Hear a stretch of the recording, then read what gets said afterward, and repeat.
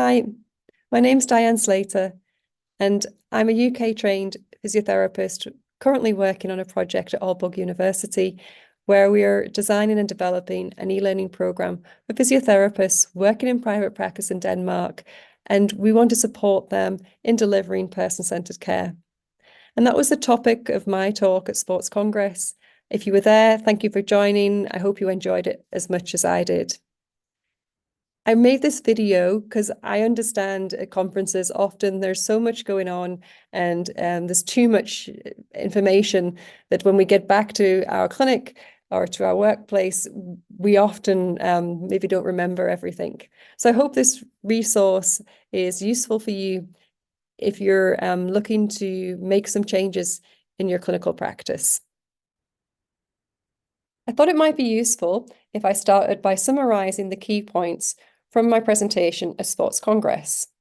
You'll remember that I used the terms person-centered care and athlete-centered care interchangeably. I shared the idea that high-quality shared decision-making requires high-quality person-centered care to be business as usual. I highlighted that person-centered care and shared decision-making is more complex than you might imagine, and that person-centered care is more than acting in the person's best interest, and it's more than tailoring assessments and treatments to the individual. Based on data from my research project, to deliver high-quality, person-centered care, clinicians must know what it means to be person-centered rather than clinician-centered. Clinicians must have a philosophy of practice that supports autonomy and collaboration, and this requires self-knowledge, self-awareness, and present moment awareness. Person-centered care requires a willingness and an ability to engage with patients as equal partners and ensuring a balance of power and a balance of expertise. Person-centered care also requires clinicians to reflect on their current practice and to make an ongoing commitment to being reflective and reflexive. As none of this is easy, to deliver high-quality person-centered care also requires that clinicians are brave. As you're watching this video, I'm assuming you are being brave and you're considering making some changes in your clinical practice. You'll remember from my presentation at Sports Kongres that I shared the idea it's important for clinicians to have an understanding of whether they tend to be clinician-centered or person-centered. I suggested choosing a question that you ask yourself on a regular basis.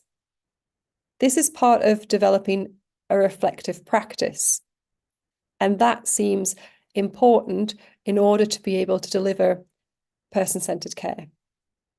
I thought it might be useful for you to hear from a physiotherapist who has been through this process. I have a recording from Luke, who is a UK-based physiotherapist, and he shares his reflections on the question that he was asking himself related to any assumptions he might be making when he was working with patients. In the past, I'd allowed kind of my own thoughts and feelings to dictate my approach to the session. And this was completely unintentional and, unconscious. But I'd be making assumptions about, what the patient's desires were. And I was making assumptions that I was on the same page as my patients and I really knew how they were thinking and feeling. But I wasn't always actually asking them to voice this to me. So person-centered care really shifted the focus away from those passive assumptions and really put the emphasis back on the patient and put the patient into the forefront of each interaction. It also really led me to consistently check my patient's understanding, check their values and check their goals, and really stop me making those assumptions. I appreciate that you're probably working in a busy clinic, in a busy environment, and you don't have much time for doing lots of reflective practice. And that's why I suggest just choosing one question. It doesn't really matter what question you ask, but I do encourage you to choose a question that is meaningful for you. And this way, you'll be genuinely curious about the answer to that question. And you're more likely to develop a habit. I'd also encourage you to be specific. Asking yourself a vague question like, well, did it go well or did it not go so well, doesn't give you much to then work on. And it becomes more difficult to try to identify the patterns and the opportunities for change. In trying to develop a habit and not take up too much time, it can be useful to choose one patient that you follow. And that after each encounter with that patient, you ask yourself the question that you've chosen. If you're able to, maybe you choose two patients.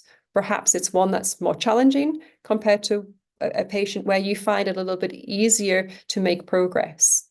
And you can compare the two. You probably don't have time to spend lots of time doing long reflective pieces of writing. And this is where perhaps you just make a few notes or you have a conversation with a colleague.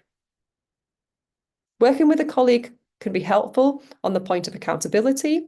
You can support each other, but also for perspective taking. Sometimes it is difficult to put ourselves in the shoes of the patient. Remember, I suggested from the Sports Kongres talk that one example of a question was to ask yourself, how helpful was I? I also highlighted that it was important that you ask yourself that from the perspective of the patient. Maybe if a colleague joins you in a consultation and is observing, maybe they are able to answer that question more easily from a different perspective. So you have a few options that you can start to work on. If one doesn't work, maybe try a different question.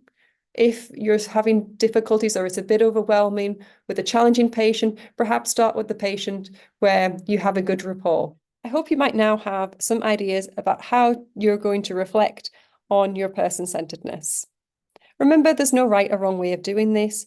You'll find the best way that works for you. If you have any questions, please do join me for the online Q&A session on the 22nd of February. You'll receive an email about this session in the next week or so. I would also love to hear about how you've been getting on with your reflections, with the questions you've been asking.